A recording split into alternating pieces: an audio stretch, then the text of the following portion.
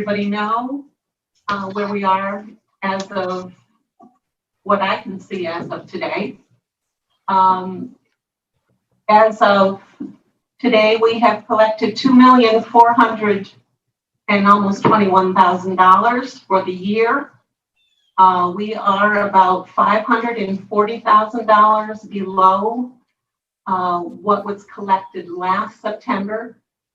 So for a September to September comparison, last year was about $1,008,000. We have collected about $1,262,000 this year, so we're about $540,000 below just for the month of September. So for October, November, and December last year, we collected approximately $926,000. So we don't know what those months are going to show for this year, but that's just what we looked at this morning. So to go into the budget, I used a figure of $3,500,000 to base our budget. As you know, there are two sections of our budget, one for the tourism department and the other for occupancy tax.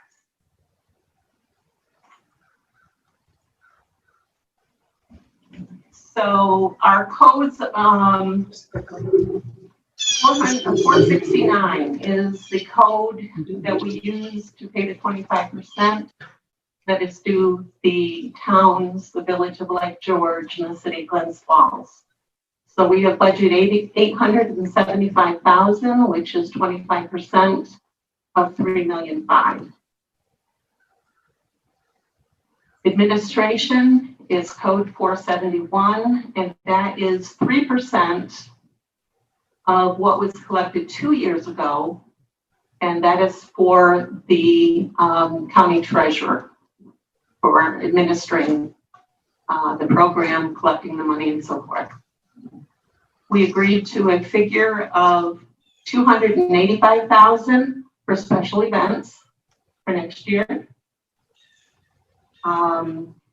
There are negotiated prices or negotiated amounts for both the Civic Center and for the CVV. This year, the Civic Center, we originally had a budget of $250,000. They accepted a 5% decrease this year to $237,500. But next year, the figure will be just $162,500. So over the course of the 2 years, it's a 20% reduction.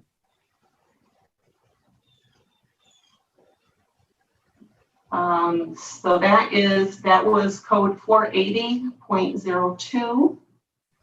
480.04 is Warren County projects, and the only thing we have there is $5,000 budgeted, the same as last year, for Black Dog Design to update the Festival Commons website. 480.05 is business promotion, and that's what the CVB comes under. The CVB originally this year had a budget of $550,000. They accepted a 27% decrease in that amount to $400,000. And next year, they have agreed to accept $480,000. So that's a 27% reduction for 2020, 13% for 2021. So overall, that's a 20% reduction over 2 years. 480.07 is Warren County environmental projects, $125,000, and that is the same as in the past. That is shared by the towns of Chester, Horicon, and Lake Luzerne. It's split 3 ways. And then 480.08, as I said, was, that is the Civic Center. 480.08 08, we have made a 5-year commitment to fund capital costs for the Civic Center at $100,000 per year.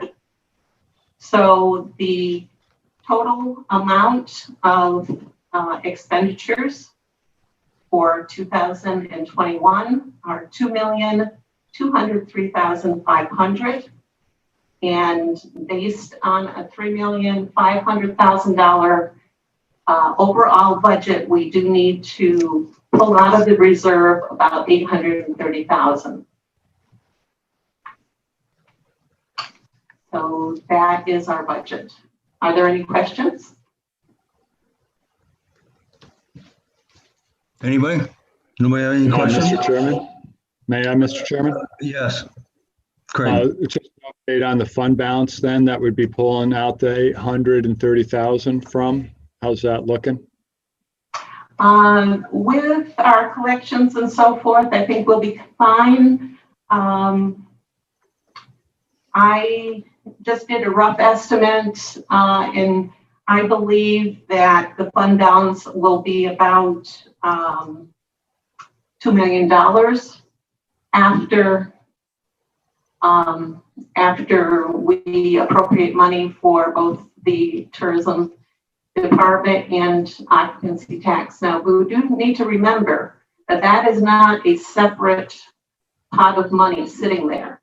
That is only an accounting term, which takes into consideration what we bring in and what we expend during the year. So our cash at this point, I believe the end of August was $1.3 million approximately. It should be considerably more than that for the end of September. I don't have that figure. Anyone else? So there's no money in there at all for the towns? We have not budgeted. We have not budgeted the additional spending plan. No, we have not. Okay. Anybody else? Any questions? Yeah. Yes, Ron. Lisa, what are you budgeting in 481?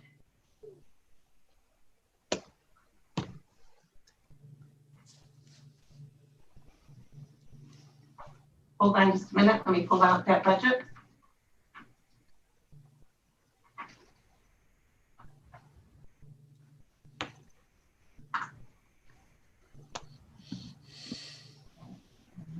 $1,235,500. And as Joanne mentioned, that includes up to $1 million for our ed workshop contract. This year we only used about half of that. So it doesn't mean that we have to spend $1 million. That is an up to figure. Dennis, may I continue? Yes, please do, Ron. Oh, thank you. Just for the committee's information, the original austerity cuts were based on $3 million. That's where the 40% came from. And 40% of 5 million, I'm rounding at 5 million. It might be 4.8 and change, but it was for next year, it was projected at $5 million. So far, as I mentioned that in a previous meeting, from January to June, we normally collect about $850,000, and we collected about 40% less than that. It's because of the pandemic. The Sagamore was closed, and even when it opened, it only opened at half capacity, and there were a number of other businesses that weren't open at all until June. And since July 1, we collected only 5.5% less than last year. And last year, mind you, was a banner year. Let me say that again. Last year was a banner year. We collected more last year than we did in any previous year. So I would say that Lisa's projection of $3.5 million for this year is, she called it conservative. I too would call that conservative. I understand conservative planning, but that's still $500,000 more than 3 million. And it could be more than that. How much more than that? Maybe 3.7, 3.8. You won't know until all the revenue gets collected. At which point, your unobligated fund balance, as Lisa pointed out, is going to rise to something in the neighborhood of $1.3 million, $1.4 million, somewhere through there. And that's exclusive of the $1 million that Mike Swan maintains for his cash flow purposes. So I would suggest at this stage that the dire situation that existed January through June is no longer in place. In fact, the latest reports I get from my business community is we're looking strong all the way through Thanksgiving. And when I say strong, I mean very strong. So given that, and given the information that's in front of us, I'm not sure why the towns need to absorb a 100% cut in our funding for this year. And just as importantly, and more importantly, I have no idea why we're not included in any of the outlying budgets starting next year or the years beyond.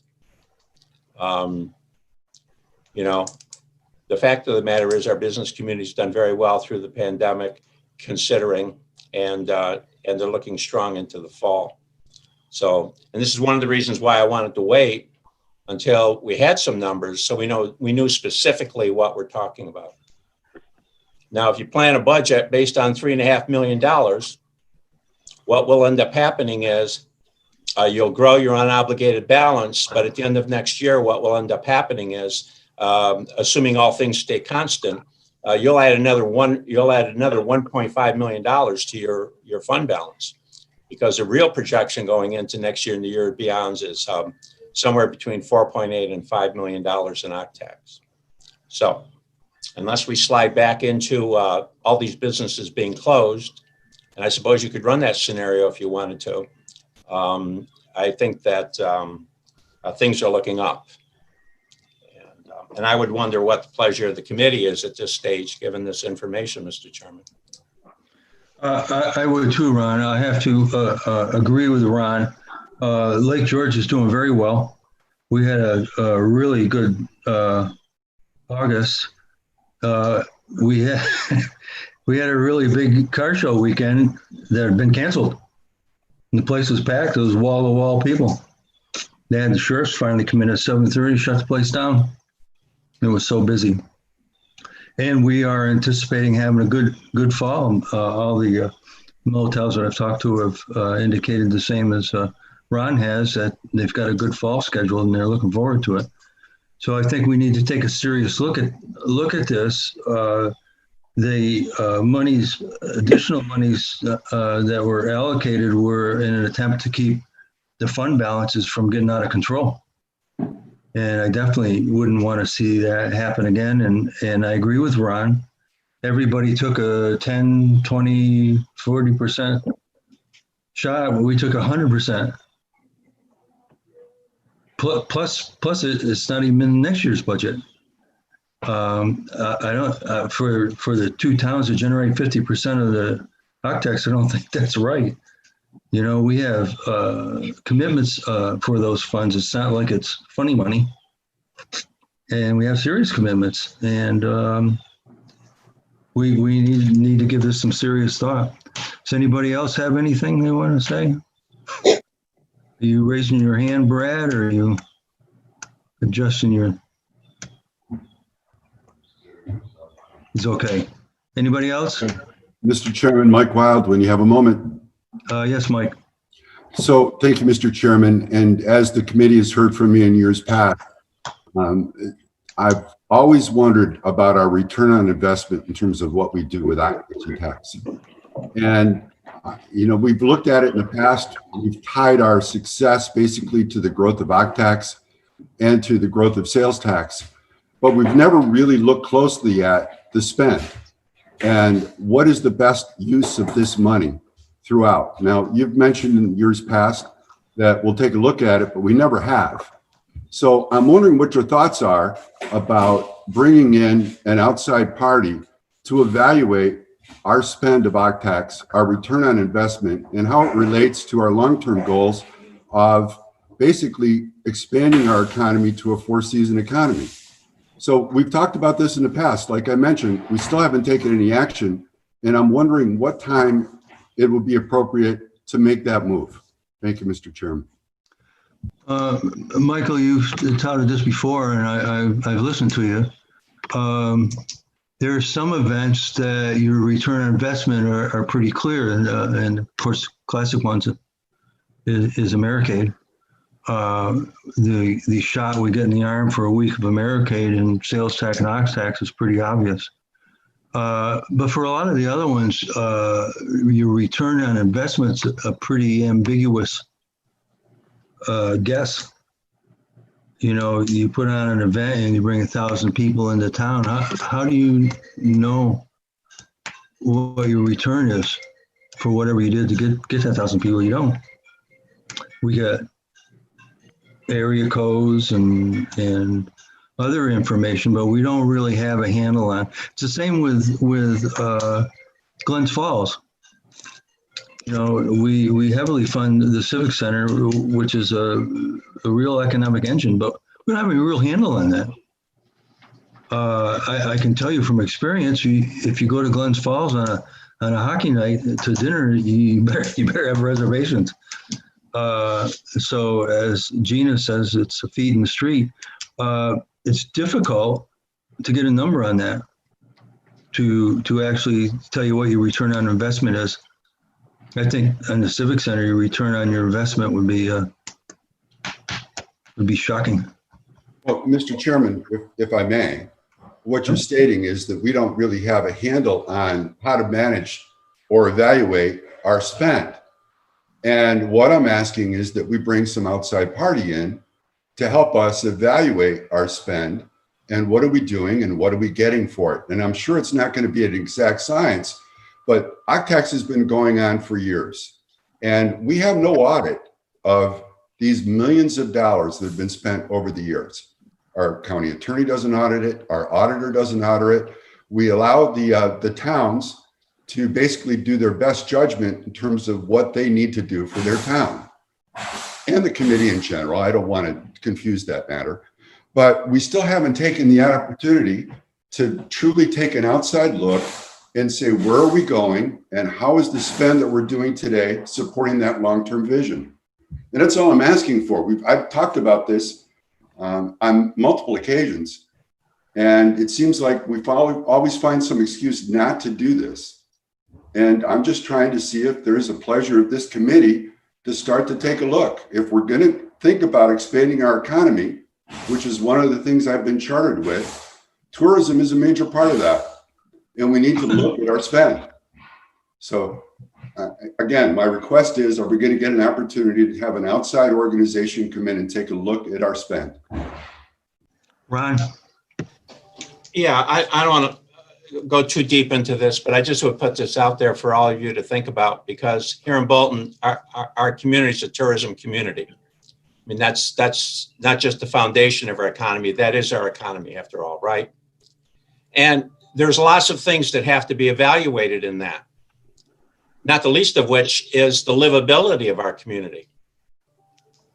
And I think that this is why you have home rule. This is why town boards exist, because they have to balance all of this. You have visitors come in, well, you have demands on those visitors. You have sewer and water demands. You have parking demands. You have public safety demands. You have demands on all your infrastructure, including beaches and everything else. It has nothing to do with your resident population. It has to do with your visitor population. So and then there's the qualitative judgment of what is your audience. Now in Bolton, we rely very, very, and I would suspect really all of Lake George, including Queensbury, that we rely very, very heavily on our return visitor, very heavily. They'd rather come to Lake George and Bolton than any place else. Well, what creates the environment for that? And what's the ROI on that? They come back because they love it. It's beautiful. It's safe. It has what they want. It's all of that. It's all of that. So it's very unwise and frankly unfair to take a single dimensional view of what goes into the chemistry of making for a successful community. It's economically, livability, in so many different ways. And I would just put that out there. This is underscore what the chairman is saying. This is a much more complicated question that frankly town boards and their advisory groups are elected to address, not only in Bolton, but in your community as well. Now, if it sounds like I'm one of those people that's more Jeffersonian, that I believe that government best, which is closest to the people, the answer to that is you better believe it. I do believe that. Now, there are those that would rather manage from a higher level of government, and I understand that. But I don't know how that can be when, and I can say this with all candor, never in 11 years have I ever had anyone come into my office and say, you know, Ron, you're doing a great job in Bolton Landing. You're a successful community. How can we help? How can we help you do what you do? Not one. And I'm going to be, it's a little dangerous, but I'm going to ask this question, Mr. Dickinson. How many people have showed up in your office to ask that question, Dennis? Zero. Zero. No.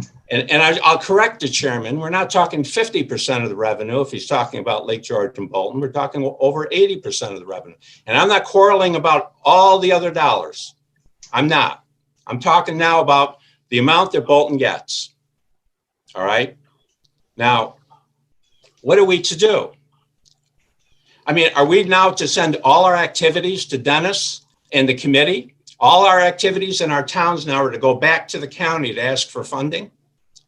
There used to be $1 million worth of requests. Do you remember that, what it used to be? Oh, yeah. Now, if you check that list and you go back to the beginning of when this plan was put into place, what you will see is, I doubt, I'll stand corrected on this, you will not see one Bolton activity or event. Not one. You will not see the ice bar, which, oh, by the way, is one of the most successful winter activities we've ever had in Bolton Landing. Talk about trying to build it on the shoulder season. Here you are in the dead of winter, and we've tried so many other types of activities. Not one event, not our fall festival, not one event. So what am I to do now? You're going to cut the $55,000. Am I to send all those to you guys now? You guys are going to fund them? Because if you are, that I can tell you, and the history will bear this out factually, that $280,000 is short by a long shot. By a long shot. I mean, you did almost $500,000 last year. 400 and something thousand. Correct me if I'm wrong. Yeah, 480 or something. Right. So I guess we're supposed to pile on another $500,000 to you guys. That's what I'm supposed to do with all my activities here in Bolton Landing, is send them to you guys. And maybe they get funded and maybe they don't get funded. Thank you. I obviously I agree with Ron. You know, we in Lake George have 3 OCTAX committees. We have the town OCTAX, the village OCTAX, and we have a combined OCTAX. The town's a town board, the village board, but the combined OCTAX is there's only 3 elected officials, and the rest of them are business people and lay people.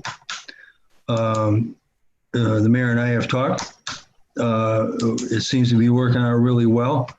We've talked about expanding that combined to do more of the OCTAX spending. And I don't know what you're trying to do here, Mike, or where you're going with this. I certainly don't want the county coming up and telling me what I should be doing with my OCTAX. I really don't. That's what I ran for. I'm born and raised here. So far, I've lived here all my life. I've got a handle on it. I have a core of people that call me almost every day. Business people. Oh, you need to do this. You need to do that. I don't need somebody else from the outside to come in and tell me what I'm doing. If you're talking about doing it at the county level, and you're talking about looking at the tourism department. Mr. Chairman, if I may. Hang on a second, Mike. I did not say that I wanted to take control away from the towns.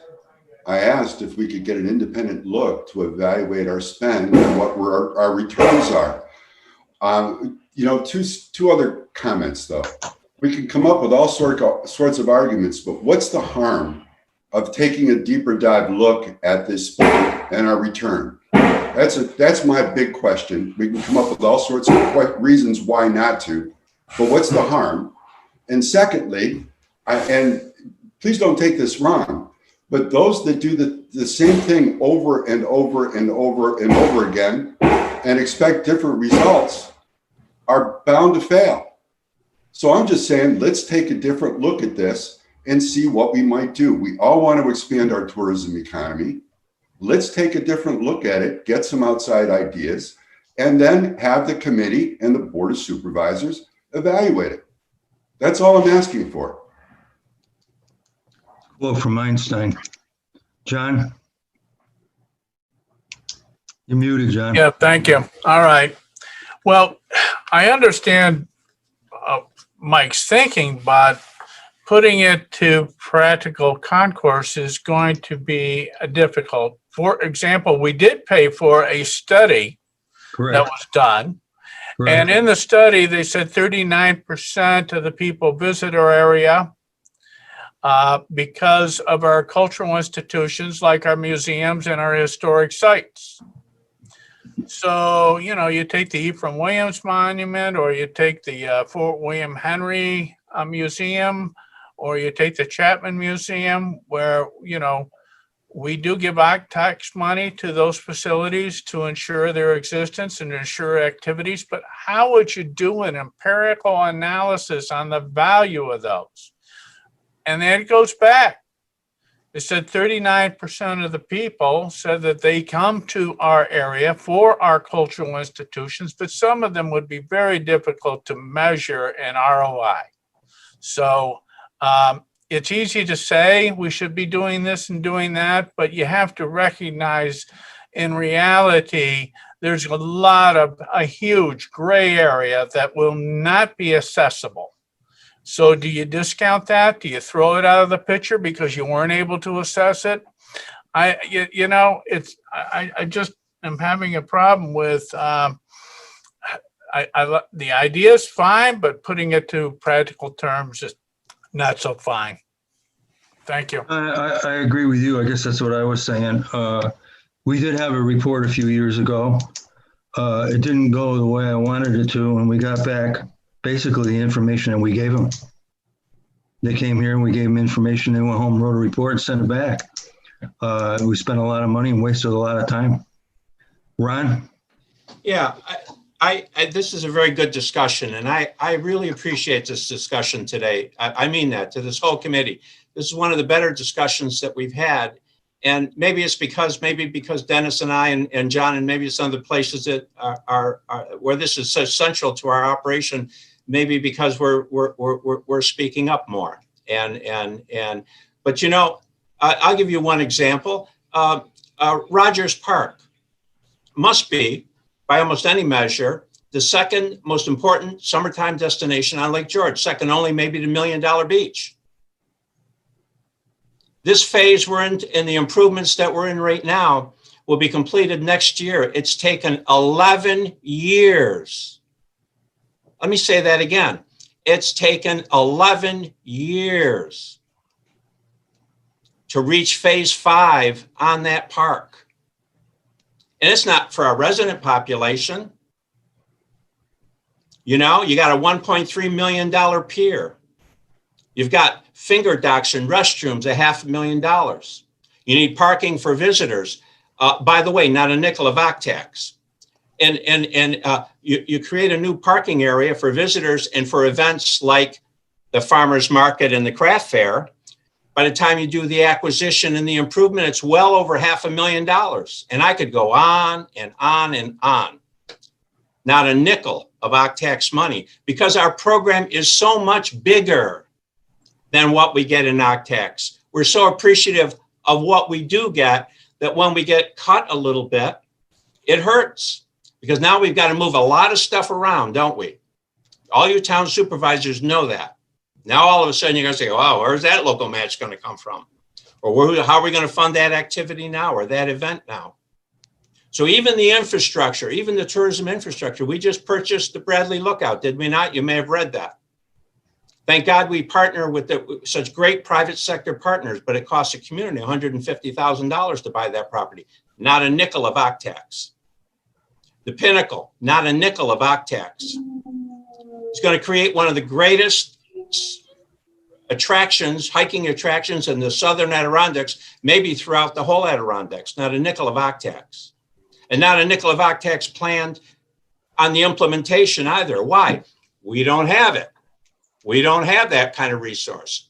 So we'll continue to plod along. We'll do the best that we can. And quite frankly, I think we do very, very, very well. And just one other thing. We conduct a public process. If there's ever any supervisor, I'll just speak for Bolton, any supervisor that has a great idea for Lake George or Bolton Landing, we don't have a monopoly on all good ideas, Mr. Wild. If you've got a great idea, you bring it along. And believe me when I tell you, we will entertain it in Bolton Landing. But until you get to that point where you have something foundational to do, something substantial to propose, we have to move along with the day-to-day things that we're doing presently. Thank you. Thank you, Ron. Mr. Chairman, if I may respond. Go ahead, Mike. Just again, what's the harm? I'm not an expert. What you guys are telling me is that you are the experts and we don't need anyone else to look over our shoulder to give us ideas what to do. What's the harm of having someone outside take a look and factor in all these other pieces? But we're trying to grow. And if we do the same stuff over and over again, we can expect the same results. Thank you, Mr. Chairman. I'll end up repeating myself if I keep on going. Thank you, Michael.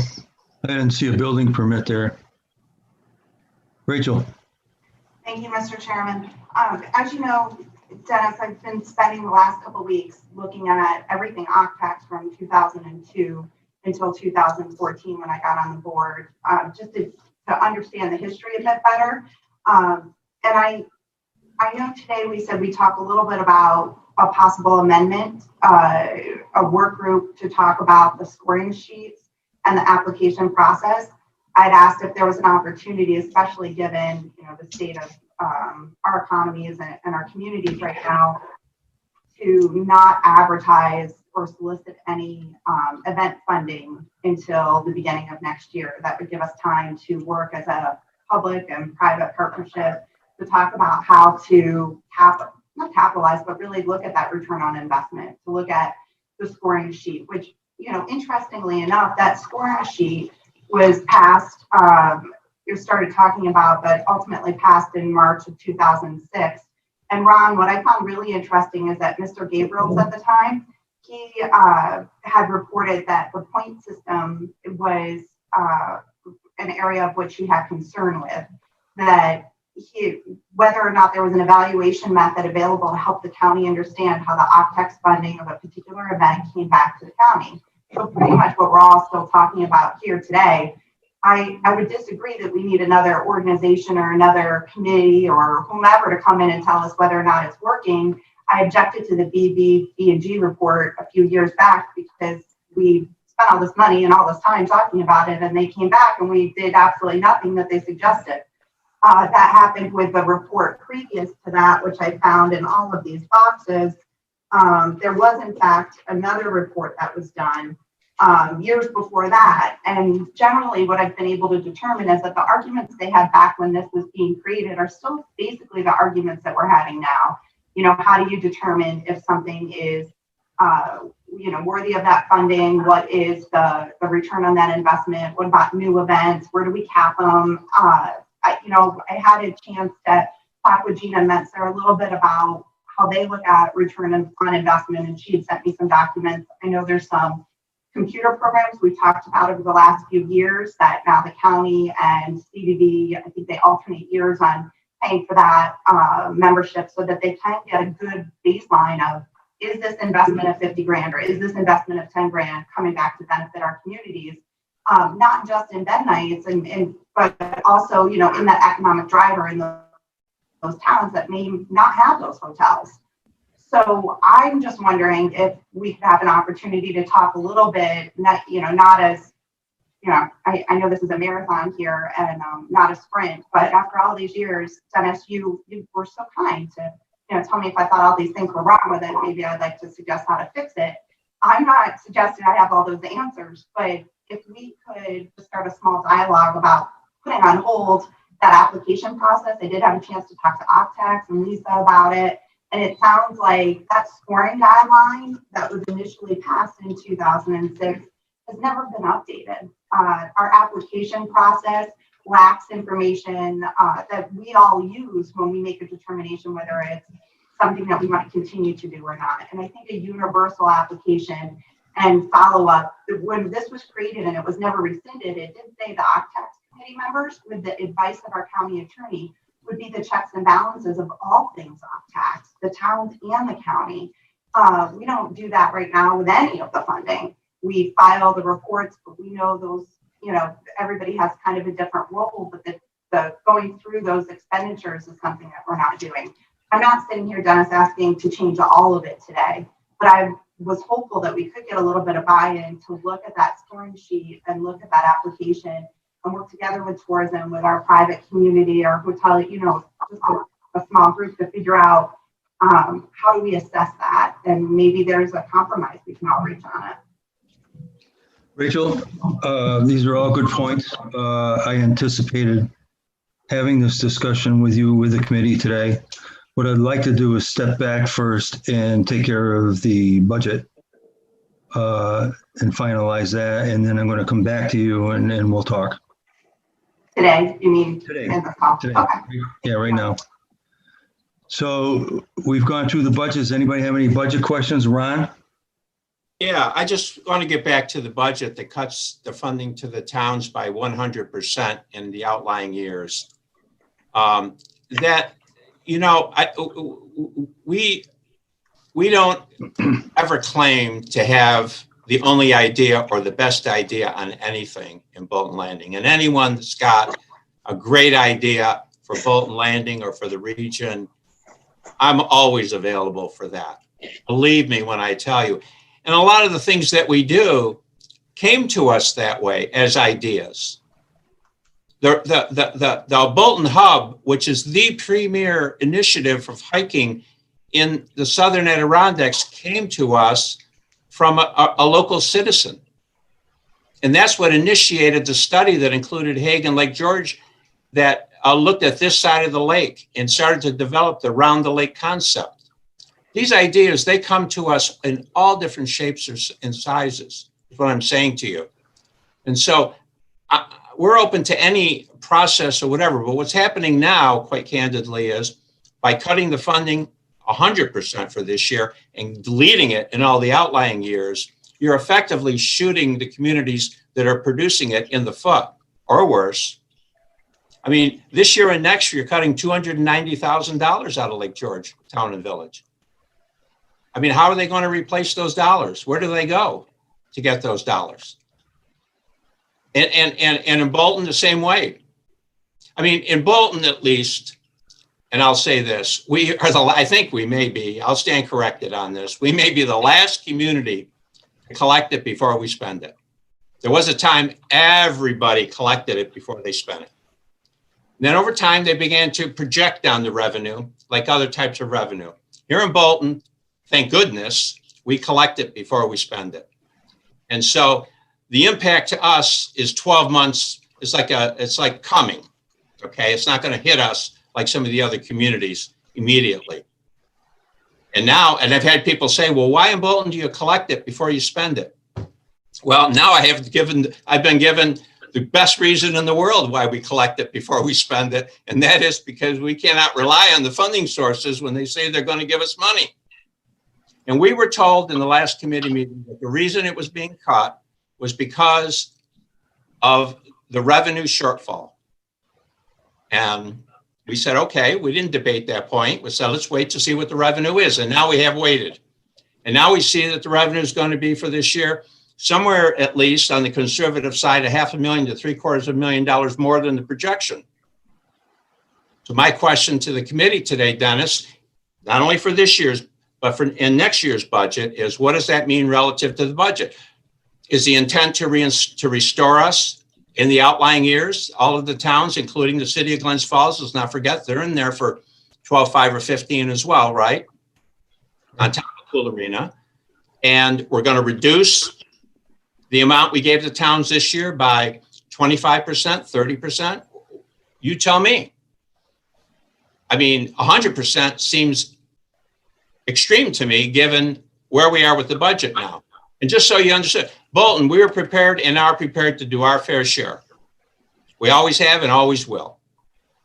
And I said that at the first meeting. But I suspected, given how close we are to our hoteliers and how we know our occupancy and our business activity, that we were going to do better than $3 million. And we did a lot better. And I think we're going to be strong. I'll speak for Bolton going into the fall.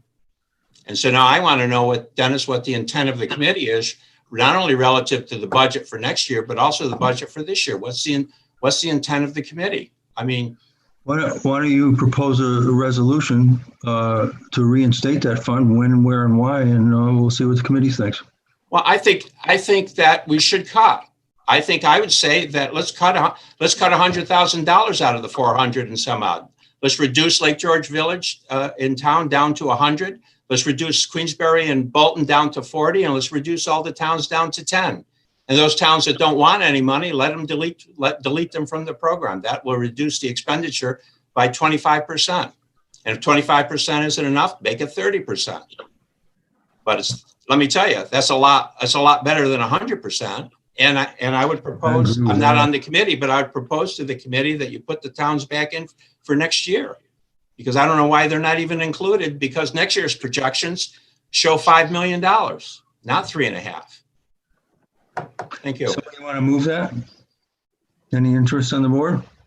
Let's work on the budget that's before us. Mr. Chairman, I have a question because well, it's part of the budget we have, Craig. Okay. Is this 0.469? Is this the line item we're looking at in the proposed budget? That's the 2021 department request is $875,000, and we think it should be twice that much. And of that $875,000, what does that look like to the towns? What does that look like to the town of Chester and Johnsburg and Horkin, for example? Is that our 30,000? Lisa? The 30,000 is given by the local law, so you will still be getting your 30,000, and you will be getting. And is that in this budget? Is that in this 469 line item? Yes, it is. Okay, thank you. And don't mean to cut you off, Lisa. It's just, it gets confusing for everybody out here. So out of that 875,000, we have our base rates, that's by local law. And then what else do we have on top of that for distributions to the town?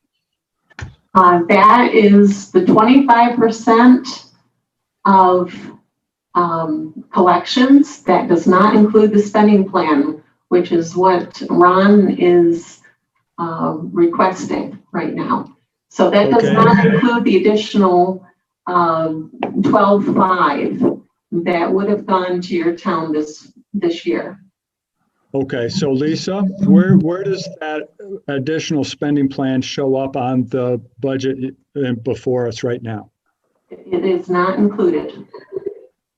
The 469 is only the 25% that is given to you through the local law.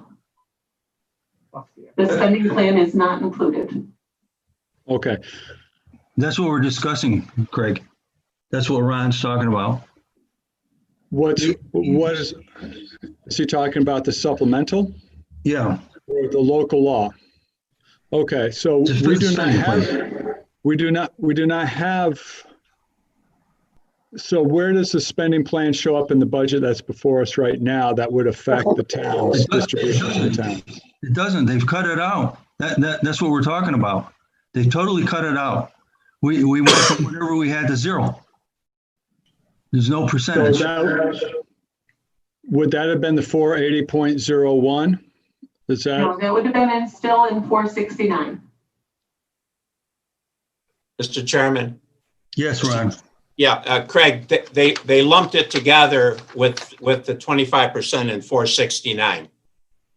So for example, in 2019, they would have showed 1,127,737 for the formula, and they would have shown 388,000 as supplemental, all within the 469 code, correct, Lisa?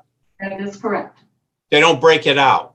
And then, so for example, if you look at 21, for example, they'll show a number for the 25%, the formula, and then they have it zeroed out. So there's no money in there for the towns for 2021. Correct. So if you wanted to put it back in, you have to amend that. You have to amend that code 469 up by whatever dollar amount you're looking to amend it upwards by. And oh, by the way, just because you amend the budget and put it in the budget, we still have to enter into agreements. And then the county has to decide, based on revenue, even if they want to live up to the agreements, right? They've already demonstrated that if the revenue's not there, you don't get the funding anyway. So by not putting it in the budget, it doesn't mean that you have to enter into agreements, and it doesn't mean you're going to give the towns the money anyway. Now, I would hope that the thinking would be that, yes, we have every expectation that we're going to honor the agreements that we enter into with the municipalities, right? So putting it in the budget is just that, it's putting it in a budget. Hopefully the decision is made that the revenue is good. And I'll say it again, there isn't a town out there that that's not willing to take a cut if the economy demonstrates that it needs to take a cut. I asked that question at the meeting. Is there anyone here that wouldn't take that cut? And not a hand was raised. Of course we will. We're supposed to be operating like a team, right? So Right. you can amend that budget upwards for 2021, and I would ask you to do it within your projections on the outlying 5-year program as well. Did I answer your question, Craig?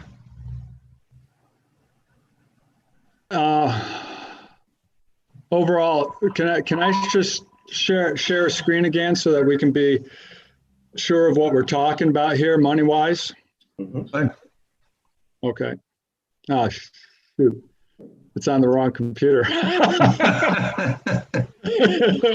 I'm running too many screens here. Ron, what I have up in front of me here for 2019, Town of Bolton, along with all of us, get our $30,000. Correct. And then you have a final payment of 2017. And I take it that's the 25% distribution That's or correct. something. So Bolton got 186,000 plus change. Chester got 7,000. And then there's a first quarter of 2019. Bolton got 54,300 and Chester got 15,000. So out of those three distributions, are we cutting out both the final distribution and the first quarter distribution? And I might be only the first quarter, that's the spending plan. just the first quarter. So Bolton would be giving up 54th. Well, okay. So then where does the final payment come? Where's that distribution? Is that in a budget or is that? You don't know. The final payment is, as you're looking at 2019, Yeah. is our three different figures. It's the spending plan that generally gets paid if the contracts are done in January. It's generally paid in the first quarter. The 25% is based on the previous year. So basically what happens is the total collections, you take, each town gets 30,000 in $30,000, okay? So 30,000 times 13 municipalities is 390,000. You take the total collections, you subtract the 390,000, and, excuse me, the total collections times 25%, okay? Then take the 390,000 from that, and the balance is given back to the towns in the same percentage that they collected it. Okay. So the 30,000 is given, going to be given October or November of this year. And that is the first distribution of 2020 money.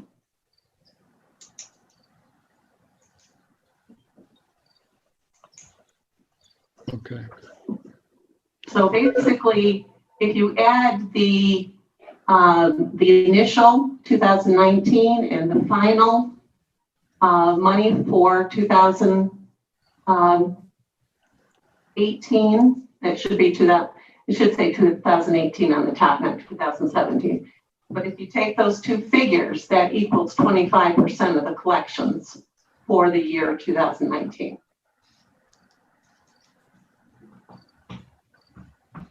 The first quarter is the spending plan. That's the additional money that Ron is talking about.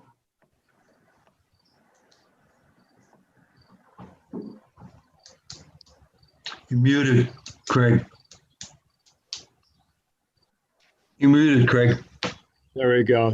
Thank you, Chairman. Thank you, Lisa. So, and the first quarter is not showing up in today's budget. Is that correct? That's correct. The first quarter is not showing up in our 2021 budget. And it also Okay. has been done away with for 2020.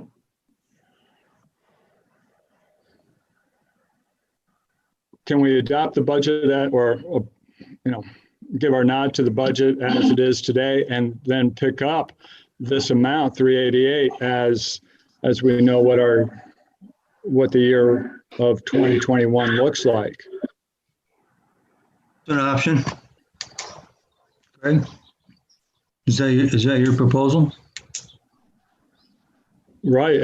I would say leave the budget as is and pick up this supplemental spending plan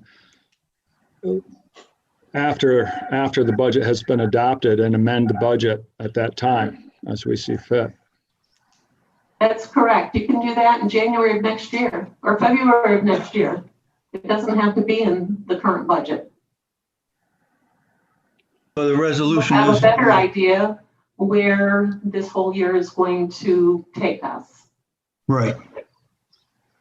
So the resolution is to adopt a budget based on reviewing the spending plan monies as the year winds down and we know what we have for money, and act accordingly at that point in time. Does anybody want to second that? Rachel? Well, I got my hand there quick, Dennis. I have a question. Are you seconding it, or you just want to ask a question? I just want to ask a question. Go ahead. So my question is about the budget as a whole, and just correct me if I'm wrong, Dennis, but I know there's a lot of committees. We all talk about, like, if we want to see a position cut or we want to see a position put in, or what we think money should be spent one way or the other. At our committee meetings lately during this time of year, we hear all that, but we don't get to make the final call. I mean, I agree with Ron, it's a team effort, right? But our chairman assigned a team captain as the budget officer, in essence. So we can amend and make recommendations all we want, but ultimately it's up to our budget officer to take all of the information into consideration and present a budget to our board to pass, for the next year. At least that's how I've always been told it works. I mean, there are just some decisions that the committee, it's not like we can trump what Kevin is going to recommend that goes into the budget based on all the discussions and, materials given to him. So I don't know, what does this accomplish if you ask to amend their budget for next year? I mean, can we do that in every committee? Because if we can, I have some committees I want to go back to. And I'm happy to argue one way or the other, but am I confused on the budget process, Dennis? Or No. we should just be focusing You on got it right. But the point is, if you make a resolution from a committee, it's some indication how the committee feels about it. This is the OCTAX committee. If But they, it's not binding for next year, right? Because it's up to the budget officer. no, it's not binding, but when the budget officer looks at it, he knows that the committee, if the committee passes this, that he knows the committee was in favor of it. He knows that he's not alone and totally responsible if he decides to reinstate the monies. The committee's met, and for whatever reasons they have, they've suggested that he review this. Nobody's asked me.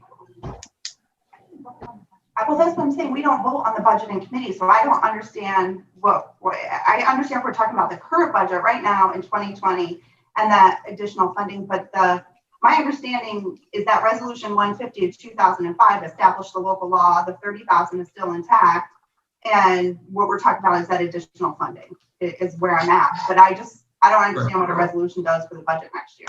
But if there is a purpose and it's binding, then sign me up all day long. So I have other things to do. Well, there is a purpose. None of them are binding. I mean, we had payments that we were due this year. We didn't get them. For the additional Commitments. We have commitments that remain to us. We didn't get them. Don't get me to started on contracts. $250,000 is a no-go. So no, the resolution is what I said it is. It's an indication of how the board feels about the OCTAX budget. Aren't they usually for action? I don't know. I'm uncomfortable with a resolution like that because I don't understand the purpose, but that's all. Maybe we could ask Kevin, maybe Frank or Kevin want to, weigh in or explain that a little more. But Frank, you want to chime in? Sure, I'd be happy to chime in. Do you mind, Dennis? No, I'm sorry. Go ahead, Frank. I seem to recall that about a year ago, we were all concerned that the reserve was heading towards zero. And that was because of spending on the Civic Center, additional spending from the CBB and other items. And that was the concern when I was last budget officer, because if you looked at a 5-year spread, we were heading down to red ink. And to me, that's what this extra money should be used for, is to get us back out of the red ink and build that reserve back up. So I guess, if you can't go a year without that additional money, I guess, maybe we shouldn't have had it in the first place. Well, I don't quite understand all that, but we do a 5-year projection, Frank, and work on the budget through Ryan's office. Dennis, you were in on those meetings last year, and the money was being spent too quickly, and the treasurer was telling us that he needed at least $1 million in the reserve to make payments, and nobody seemed to care. So here we are. And then with the COVID thing on top of that, I don't understand what all the big hook. I would think you'd be happy where you're at. Mr. Chairman, may I speak? Yes, please. Okay, Kevin? Yep. Yep, okay. I'll go back to what I said a couple meetings ago. We didn't have money to pay the towns currently the extra 25% that they were owed for this year. The decision was made by the committee to pay all the smaller amounts. The towns that got the larger amounts, Bolton, Lake George Village, Lake George Town, and Queensbury, were getting $50,000 apiece until we accumulated more occupancy tax funds. I checked with Lisa today, they still haven't paid the 4 larger towns the balance of what they're owed for last year on the 25%. I then asked the committee that not to put in the spending plan for the balance of this year because there are no events being held in most cases, and I was going to remove it from the 2021 budget because of the uncertainty of where we are. And I've heard that things have gone very well this year, but I certainly don't need the 12,500 in my community to supplement what I've done for this year. Although, when it came forth in 2015, I introduced the motion to put in the spending plan. I thought it was a good idea. I was budget officer in 2008. I made some mistakes as budget officer in 2008 by putting in overstating revenues in one case based on similar situation, having supervisors want money put into the budget because they believe it's going to happen. I made that mistake in 2008, and I think I stated that before. I'm not going to make the same mistake again. So the 2021 budget, I took the spending plan out. If at any time the board wants to consider putting the spending plan back in 2021, if things change around, I certainly wouldn't oppose it, but I'm not going to change the 2021 budget as it stands right now.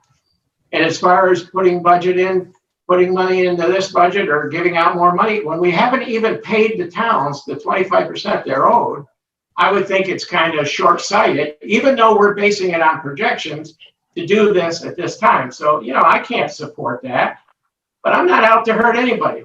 And, I think we're clouding up the issue by saying how much money we're being withheld. Well, we're withholding that 58 or whatever it is, I forget the amount we're withholding this year. And I don't think a lot of us are spending any money on the events this year. We still do have some actually tax requests coming in for different things that people are doing, but I don't think it's going to hurt.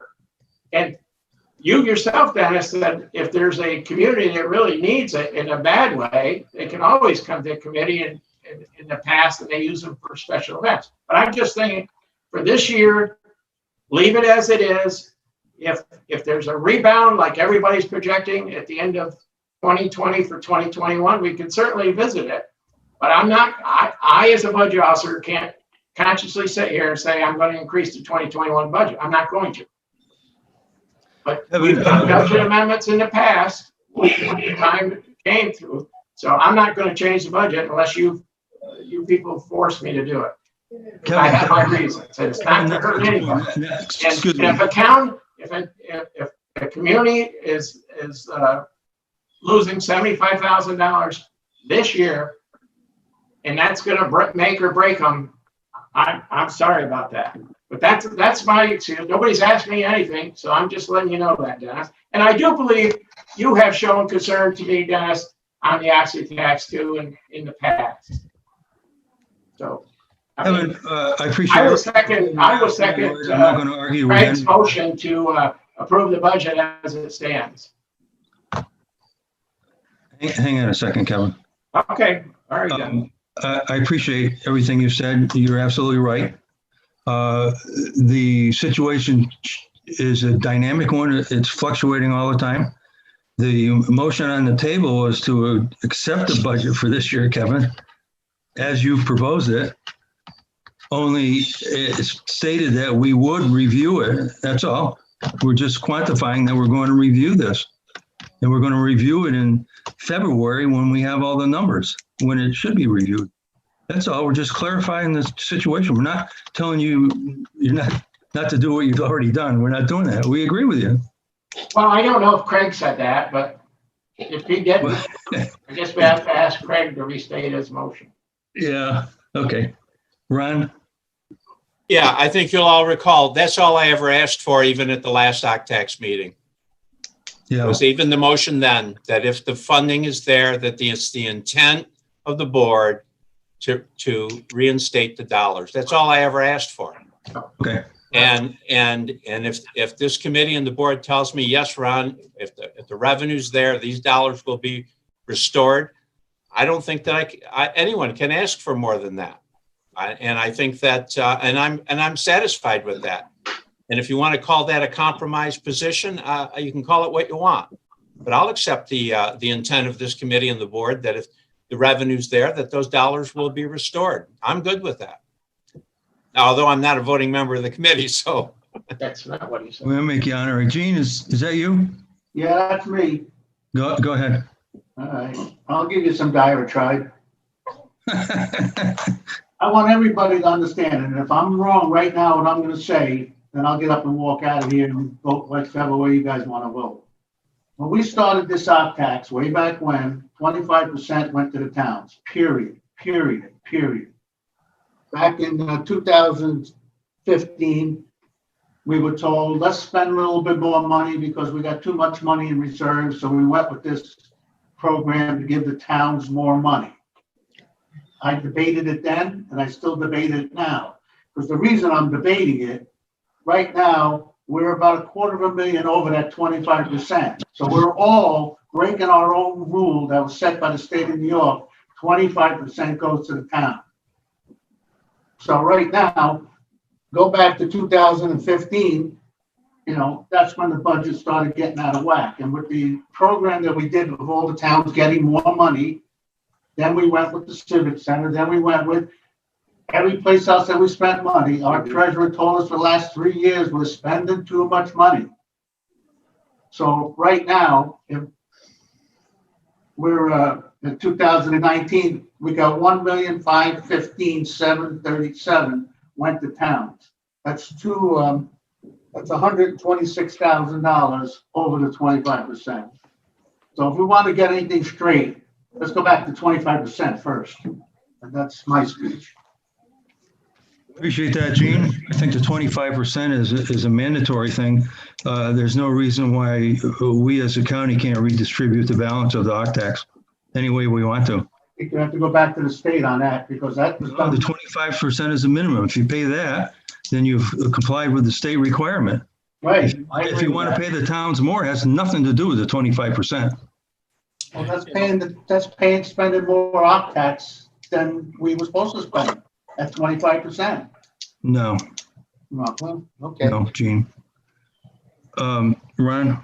Yeah, I just want to mention that, let's not forget that in the 2019 budget, we increased the contractual line 481 by $225,000 in 1 year. 1 year. So if we want to say about the would-haves, could-haves, and should-haves, and you start listing all the different items of the would-haves, could-haves, and should-haves, and all those would-haves, could-haves, and should-haves was long after we funded Cool Arena in a supplement for the towns, which, oh, by the way, at that time went through the board unanimously. So I just want to put that out there, that, if we're going to start down the road of the would-have, could-haves, and should-haves, well, that's a long list. But I'm satisfied if the intent of what I'm hearing today is that if the funding is there, that these dollars are going to be restored, I'm good with that. And if you want to wait some more and wait and see, that's fine with me. But I would hope that after the first of the year, and once this budget's adopted, if Mr. Garrity's not going to put it in the budget, I'm not going to amend it because I know it's the intent of the committee and the intent of the board to restore these dollars, and that's good enough for me. And if I had I made a motion to approve the budget for this year. I did, and I want to stick with my motion. Do we have a second? Did I steal Craig's? That's for a second, because I wasn't sure where we were with Craig's motion. Okay. Kevin. Craig, I don't want to take Mr. Leggett's.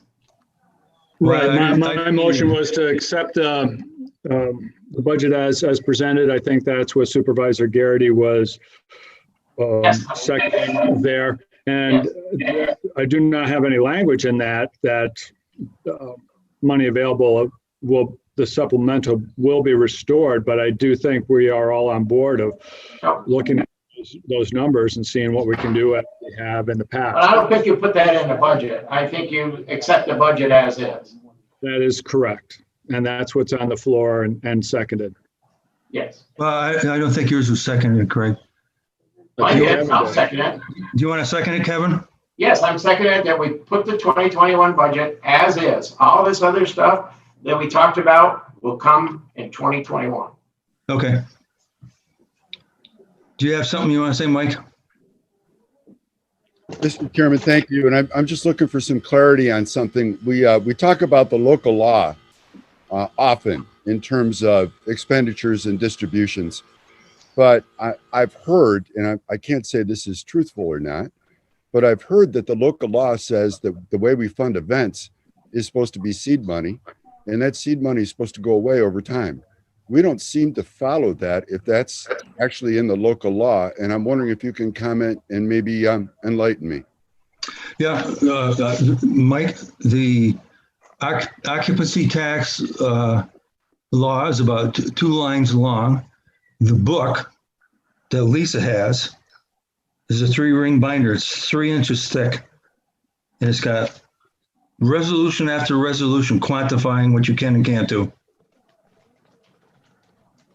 So if you really want to look at it, ask Lisa and she'll let you sit at one of her tables in her office and you can go through it.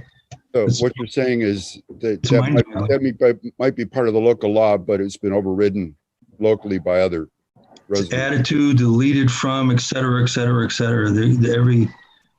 We pass resolutions all the time massaging OCTAX. I'll check with. May I address that, Dennis? I have it right in front of me. Excuse me? May I address this question? I have it right in front of me. Sure. In fact, Mike, there's 3 boxes and 2 binders in Amanda's office right now from 2002 until 2014. And then, of course, as Dennis mentioned, all the additional info that Lisa has too. But the last resolution, 238 of 2014, stated funding is to encourage new events. That it will be, and we still have this, which is why we overspent, as Mr. Conover indicated this year. Our resolutions still state that we're going to bring people in, we're going to have them talk and present, we're going to score our sheets, and that workshop applicants wishing to make a presentation will speak in alpha order. Typically that's in December. That's that piece of it that we started talking about, which we put on hold to talk about the budget. So it's my understanding, I can't find where that was modified since that time. But Paul Jusick put together a handbook back, I think it was 2005, 2006, that was handed out to everyone who was on the board at that time. And then we've been able to track the resolution since. And thank you to Lisa's office for scanning all those materials. Are available on the computer now too, which was a lengthy and debated process last January. So Mike, you can look at those all electronically as well, that she had from that time on, but these other ones had to come up from the vault and they are in Amanda's office. Excellent. Thank you. Rachel? Call the question. I'd like to call it. Who said that? I'd like to call the question. All in favor? Aye. Aye. Opposed? I'm, Motion is carried. I'm opposed, just for the record. I don't see the point. We're just adopting the budget, Rachel, that's all. No, but like I said, I'd like to do it on every. So go down as you didn't support the budget. The budget hasn't been passed yet, Dennis. We haven't had our November meeting. We didn't pass. All right. Come on now. Stop Anybody playing. have anything else? Craig, did you have something you wanted to? Yeah, if I may, and this takes on a lot that we have been speaking about here today. Let me pull up my screen to show a something that's pulled out of the BBG. And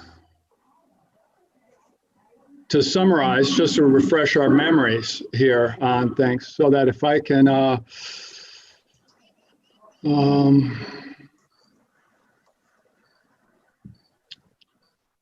can I get this back into full screen?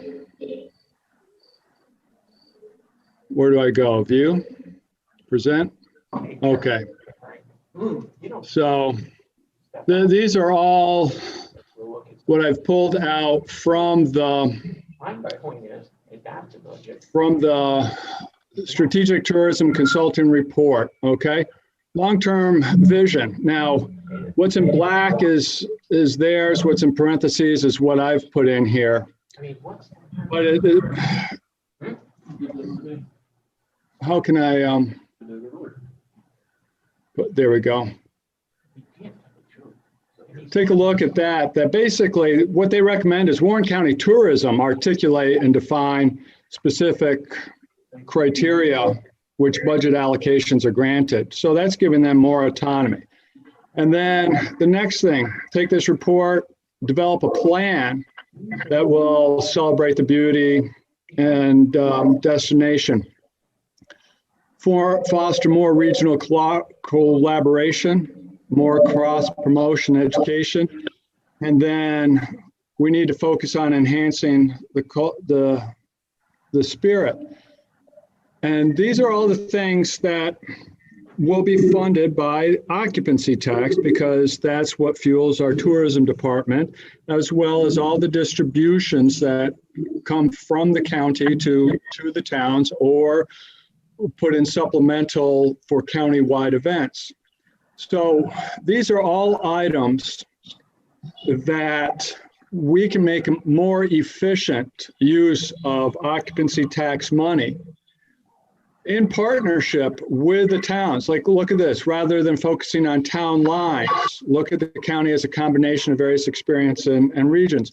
So all of this will help our process as a board. And it gives more authority to, I'll call them the experts, our Warren County Tourism, which decidedly are doing a very good job at promoting the county all over, including they recommend dedicating an event planner. So, and as was brought up, what's our criteria here? Let's get input from the tourism department as we look at the big picture. And then right here, allocation process, support overall county marketing strategy. So we really need to develop this strategy here. And that'll free up our chambers to take care of our business. We can pull together the brand more effectively, and we can coordinate everything with greater connectivity. So that's just a simple summary of the larger BBG&G thing here, and something for us to focus on. So I just wanted to bring that up, that we have with us, from that study, some good takeaways for us to use that encourages us to give more authority to our Warren County Tourism and to be able to develop a larger strategic plan for the use of all these dollars. This is going to be a multi-year effort. I think a subcommittee from this committee, along with tourism, could work together on our legislative front with the tourism department, CVB, and our other stakeholders, lodging associations, et cetera, to come up with that. So that's my presentation. Thank you, Mr. Chairman. Thank you, Craig. Just a couple comments. We have stepped up our funding of the CVB, the regional CVB. They've done a great job. They coordinate all their efforts through the tourism department so we don't overlap anything. And it's a different set of minds working on the same problem. There are a lot of business people associated with the CVB, and that's the thing I like. So they balance out with the tourism department. So we've expanded it that way. I think the mayor would be insulted if you said you wanted to hire a event planner. The mayor alone brings in 2 or 3 dozen events every year by himself. He has no staff, nobody, it's just the mayor. And he does them, some of them he's done for years, like the car show. And he's very inventive and aggressive and brings in a lot of new things. Right now we're working on the ice castle event. That could be a really, really big deal. The pandemic, of course, is set the whole apple cart there, but he does a great job. Nobody, I can tell you right now, nobody ever calls me and asks me about events. They call the mayor. I'm just thinking as coordinated an overall county strategy so that our dollars are well spent towards a dedicated end of things. I am a firm believer that towns should have a pool of money to work with. The local level is very important. No, you've got that right, and I do agree that we should try to develop a county strategy, and we should make sure we get all our partners in that strategy. But yes. Chairman, can I chime in? Who's that? Bramer. Who's talking? Bramer. Oh, Claudia. Go ahead, Claude. Thank you. I want to say, circling a little bit back to the budget discussion, I am happy to support the towns. If there's a particular town that needs additional money right now in 2020, they should come to the committee and ask us. I don't know if we'll have any money to give them, but we should certainly be able to hear from the towns about those needs for particular dollars. I also agree with Craig, Supervisor Leggett, that we should be dusting off that report. We paid money for it, and it has some recommendations in there for county strategy that we should talk about, because with all due respect to the mayor, there are other towns in our county where events need to happen. I will speak for Supervisor Hogan when she says all the time, guys, what about north of Lake George? What about Gore? What about Glens Falls? We have events too. And an event coordinator that might be working for the entire county is a good idea. We should at least take a look at it and how we can strategize as a county better to use our tourism dollars that are coming in through our partners in the tourism industry. And that's what we've been asking. That's what, I don't want to speak for Supervisor Seaver, but I think that's what we've been asking for years, is to take a look at that and how we can do a better job coordinating our use of those funds. And it seems like maybe we're finally on a path to do that. And I'd really like to see us be able to do that. If it is a subgroup, it's going to be hard work, but we should dig into it. Thank you. Thank you, Claudia. Ron? Yeah, thank you, Mr. Chairman. To those members of the committee that I know support the idea of reinstating these dollars when we know that the revenue is there, thank you for that. I know there are those that are dead set against it. We'll have to wait and see whether this can morph into a majority of the board. But I would just put out there in terms of intent, I can remember when the chairman proposed putting the Wine and Cheese Festival on the county side of the ledger as opposed to Lake George's side of the ledger. And there was considerable discussion at that time. And there's lots of things that could have been done to provide for those dollars. But you know what the majority did? They took $5,000 from Lake George's allocation. They took $5,000 from Queensbury, and they took $5,000 from Bolton to fund that activity. That was the thinking at that time. And that's why Queensbury is at 55 and not at 60, why Bolton is at 55 and not at 60. So those of you that have showed good faith relative to this, and hopefully will show that good faith after the first of the year, I thank you much. Thank you, Ron. Rachel? Hi, Dennis. You put a lot of effort into this. I would like to, I don't know, I think I'd like to meet with you and go over what you have and try to put together some kind of plan in a time frame. I would like to see a consolidated application for the county and all the towns in the city and the village. We should have a single application. I do get a lot of complaints about the applications. I have a number of people that apply to all of the avenues, and they complain bitterly about all the different applications and what are required. So if we could streamline that and specify, I think that'd be great. I think you're hitting, the nail on the head here. When they had initially, at least from what I've read anyway, worked up this occupancy tax law, the big ask there was also not only have those checks and balances, but to have a centralized best practices, if you will. Whatever process took place at the county is also what would take place at the towns. And as you can imagine, over the years, there was a lot of input and discussion about that. So I think that streamlined application process and adherence to the application process would be incredibly helpful. I've put in a ton of time looking at all of this since our last meeting and meeting with different people in the community and board members.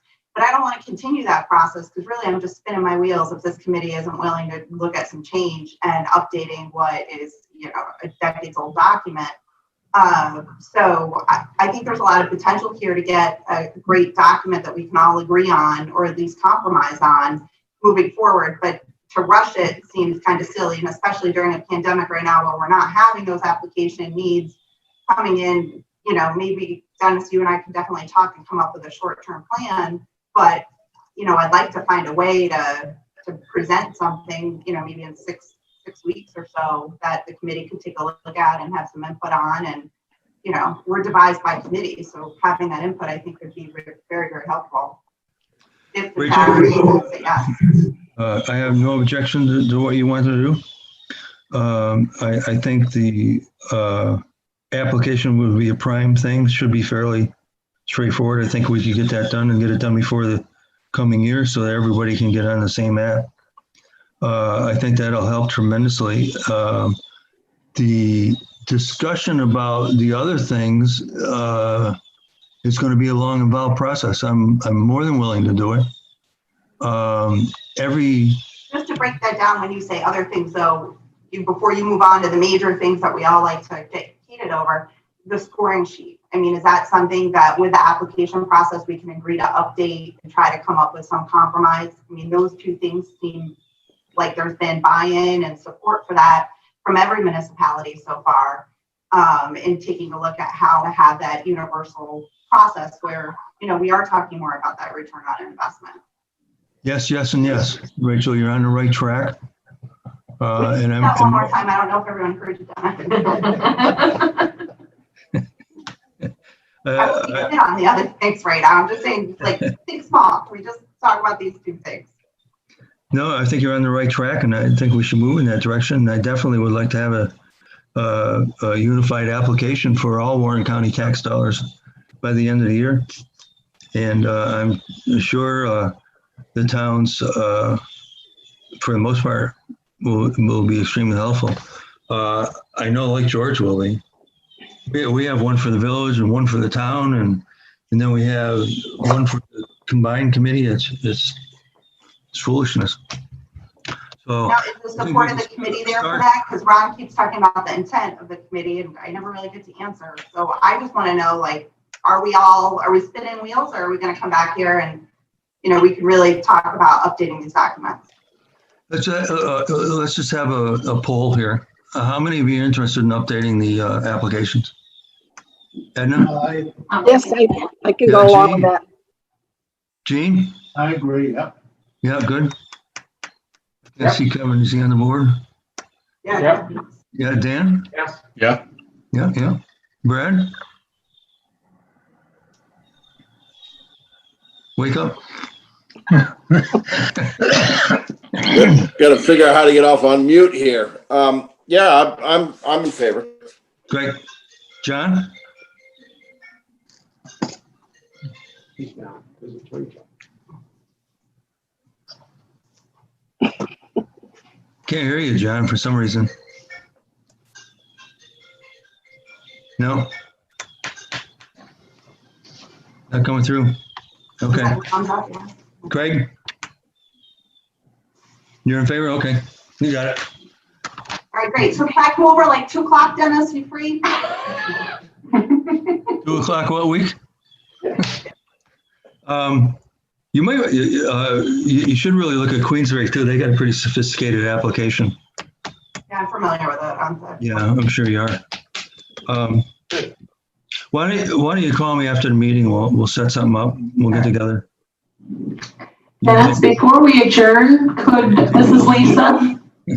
Dennis, before we adjourn, could we get approval to go ahead with the 2 contracts for the Civic Center and the CBB so that there's no lag time in getting those in place before the first of the year? Lisa, hang on just a second. We'll take care of that. Ron, did you have some? Yeah, I just want to put out there to the committee that, Mr. Chairman, as you know, what are we to say to the various organizations and events? I would hope that whatever we do, we can do it sooner than later. I mean, do I send them to you? What do you do with all of yours? Do you send them to the county? What do I tell Up Yonder Farm? We have major funding for a county department there. I guess we cut the funding and we do what the county does. We wait to see if the revenue is going to be there after the first of the year. I guess we can do that. But then you can't put it in your budget. That revenue is not in your budget. So that's 26,000 right there alone. So I just would recommend that whatever it is that Mr. Garrity's proposing that can be introduced next year, that some decision is made sooner than later, maybe even later this year, because otherwise I don't know what we're supposed to tell people. I've been sending them to the county. We collected the tax money. The tax money's at the county. Is that what you're recommending? I've been sending them down to the county. So you want me to send everyone to the county? That's what we're saying here today? That you want to go back to those days of yesteryear? No, That's I what you don't. want? I don't. Get rid of all those people on that list, and now we're going to turn around and do the same thing over again. Well, you didn't have one Bolton activity on that list, I don't believe, but you may get a bunch now. But I don't know. I don't know. It depends on how we react. But I guess what I'm saying is whatever you're going to do, that's if you stay silent with those applications, Ryan, nobody's going to know. So you still have 25% though, right? What do you do with that? Is it after you exceed it, or you spend all that, then you send them to the county, Ron? I guess I'm confused. What do you do with the amount allotted by law? You're still getting that. We collect it. We do what everyone used to do. We collect it for a year, then we spend it.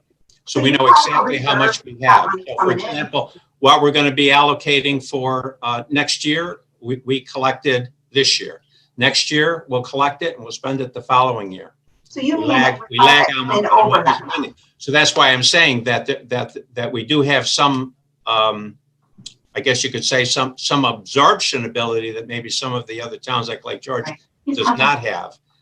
But that you shouldn't waste that. The fact that exists, that it just gives us that much time in advance to plan and coordinate. So, but I guess what I'm saying to you is whatever's going to be decided on this, I think sooner is better than later. That's all I'm saying. Thank you, Ron. Lisa? Yeah? You wanted to pass the resolutions?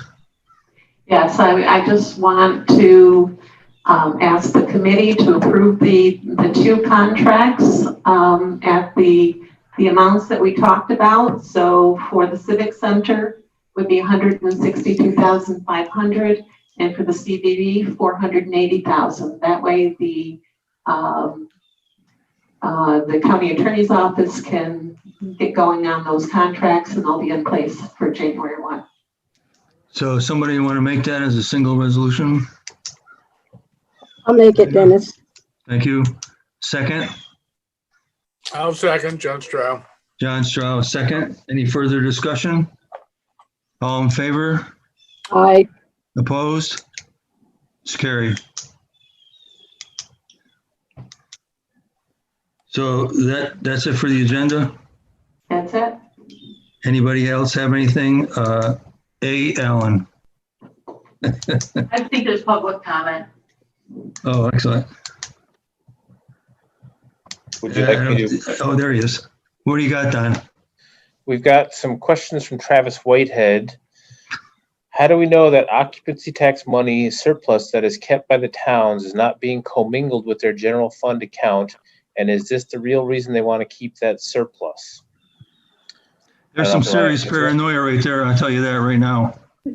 There's no way I would ever commingle my OCC tax with any other fund. You'd have to be an idiot to do something like that. More so than I am. Anything else? Yes. He adds, Bolton recently had to drop their unassigned general fund to practically nothing, and this OCC tax account could be used essentially as a loan, which should be as illegal as when they were using federal economic development funds to prop that fund up. At least reconciling, I think Bolton was showing over 200,000 occupancy tax surplus balance.